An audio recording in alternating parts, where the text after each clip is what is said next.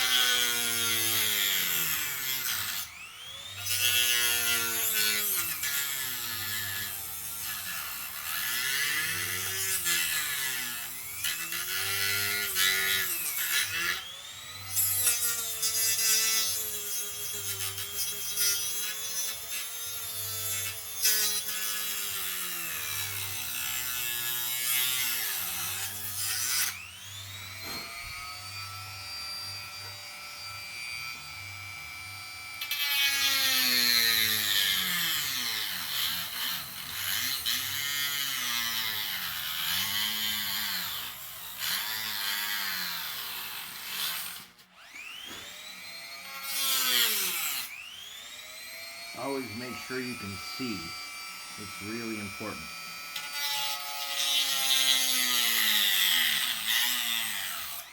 So you don't cut somewhere you shouldn't have.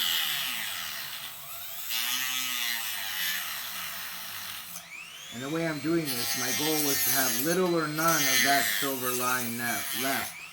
And then I can just sand till the silver line is gone and have my mark. And we're getting there. Whoa.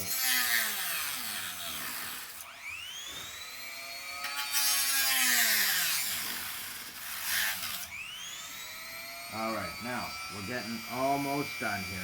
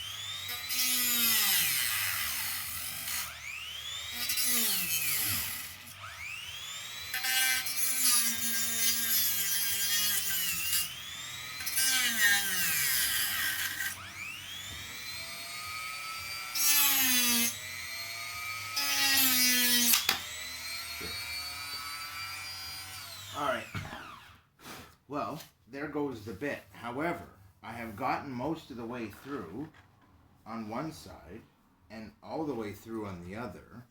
And one more bit and a little bit of time, we'll see this off. And if you can see the profile, I'm just taking off the red here. So, I'm going to let this cool for a second. While I do, I'm going to remove this bit.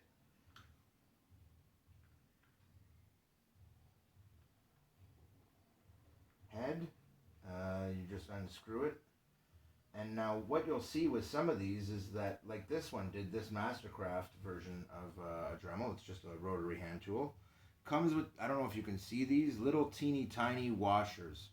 You want to hang on to those. They're rubber or rubberized type material, and what they're going to do is, on one hand, they prevent it from slipping against the head of the screw, and on the other hand they prevent it from slipping from where it seats down here on the Dremel itself. So if I didn't just drop it,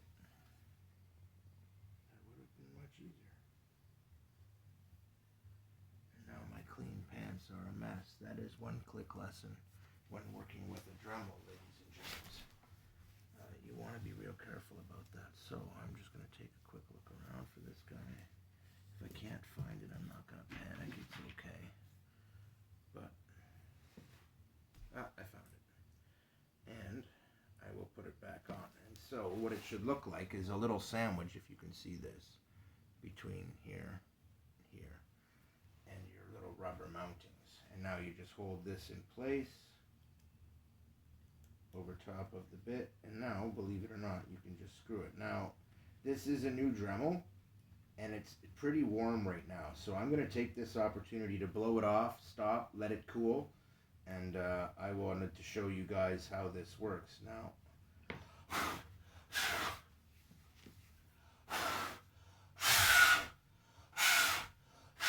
they do say when they're new they tend to get a little warm, but they're safe to use and you should be okay. So I'm actually going to set that aside for a couple of minutes, and I'm just going to show you in real detail here. This is how it's going to work. This will be the stern of the vessel.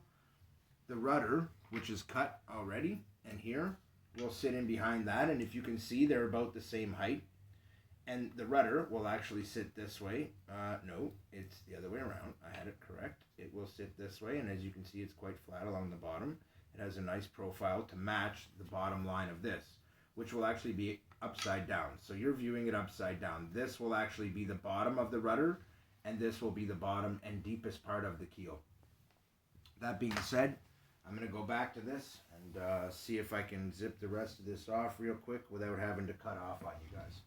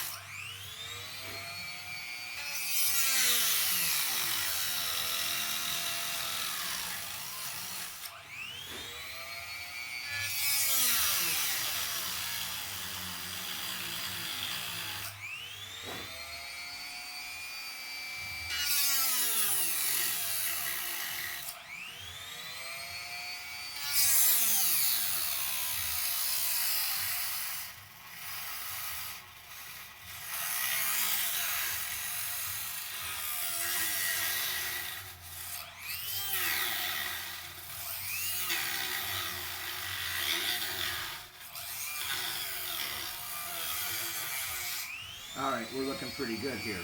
We're going to go through this area again and make sure we're getting as deep into it as I possibly can.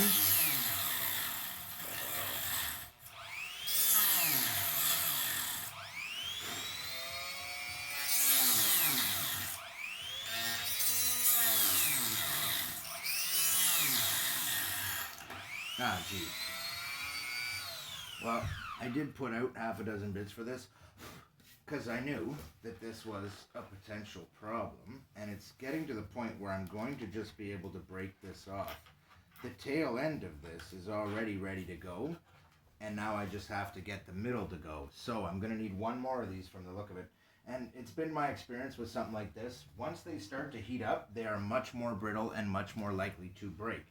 So the trick is, if I wasn't doing this for a video, I would take a little more time. But I've never done a job like this without having a couple of the sanding discs break. The problem is, I would use a cutting disc, but this is carbon fiber.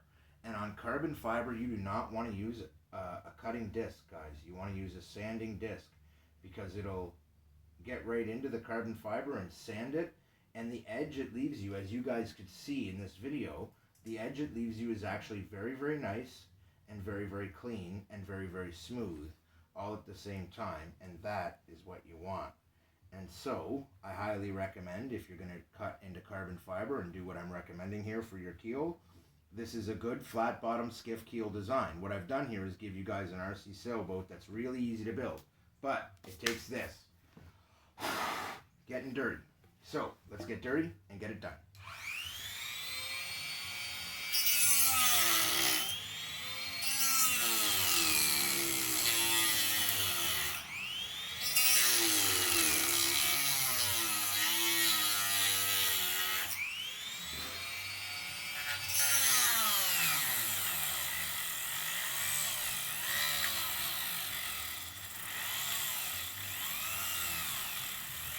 Now here where the material is thickest, guys, this is where I really need to work it and get right in there. But this is getting pretty hot, so I'm going to want to take a break real soon. And I'll cut this video if I feel like it's getting too hot, but it's getting close to that. I just need to be able to get through this last bit, and we should be there. Now, I'm going to flip this around and go at this from the other way here, just so I can get a more favorable angle and get a little deeper.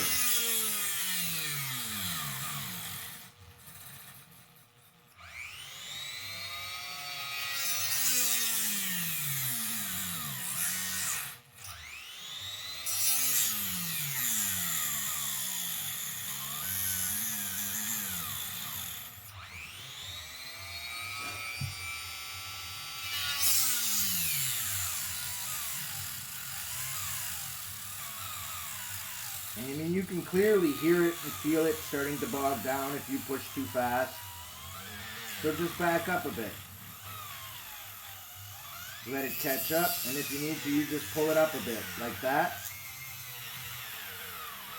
Let it keep pulling all the way along. Going as deep in as it can, because I'm going to try and basically break it loose when it's close enough that I feel comfortable doing that. I'm just going to break it loose. So, now I need to finish around the back side here.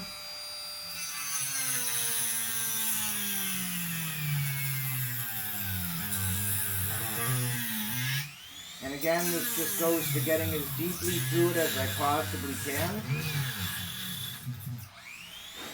And that's looking like I'm pretty darn deep through it, and I could just break it off right now. But I'm going to go through it one more time, just to make sure.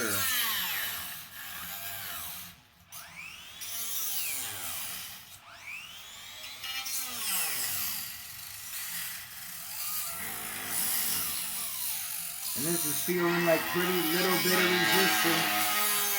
Almost no resistance going through here, guys.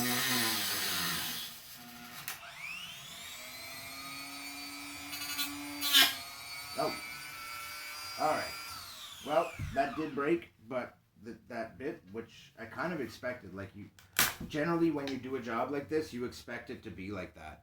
And look at that, ladies and gentlemen. I have a beautiful piece of carbon fiber, nicely made. It's not going to be hard to sand that up. In fact, if I look at it, it's really close to being just right. And the beauty of glue gun glue, guys, is that if I take this vessel, lay it on its side, you'll get an immediate idea of how I want to do this, because it is going to look like this. And that is going to be pretty sweet on the bottom of my flat bottom skiff. And it's really easy to center because all I have to do is take my glue gun glue and attach it here. And line it up with the dead center. Attach it here. Then look at the back, align it up, measure it, tack it in here, and we're good to go. So I'm going to cut this video short now that the essential pieces are cut. Now that the essential pieces are cut, it'll look like this in the water. And that's actually pretty sweet. I think I'm going to love it. So I'm going to head out. This is the end of this video. I like to show you guys the actual handwork as much as I can that goes into it so that you guys can see for yourself what's involved and decide whether or not you want to tackle it. But guys, if I'd have tried to make this shape by hand of carbon fiber, take a good look at it. If I'd have tried to make this by hand, carbon fiber, this would have been very difficult to do, guys. But it's already out there for you. There's lots of these carbon fiber hockey sticks. You can make a sailboat out of a tent fly, a little bit of wood, and a broken hockey stick. That's really all you need. And that means you can do it out of things you find in the garbage, which was what I promised in the beginning, guys. And this is going to be an epic sailboat for you guys. And for me, I'm already seeing how much I like this. It's quite sturdy, quite strong. It's impressively good quality, actually, as it should be. And that's perfect for our needs. So I'm going to end this video now. It's the longest video I think I've ever put up, but worth it. And this is the final product, and it's beautiful. It really is gorgeous, and I did it just right. My silver line is gone all the way around, just about, and that was my mark. If I get the silver line gone, I've got it perfect. So I'm going to glue it up just like this, guys.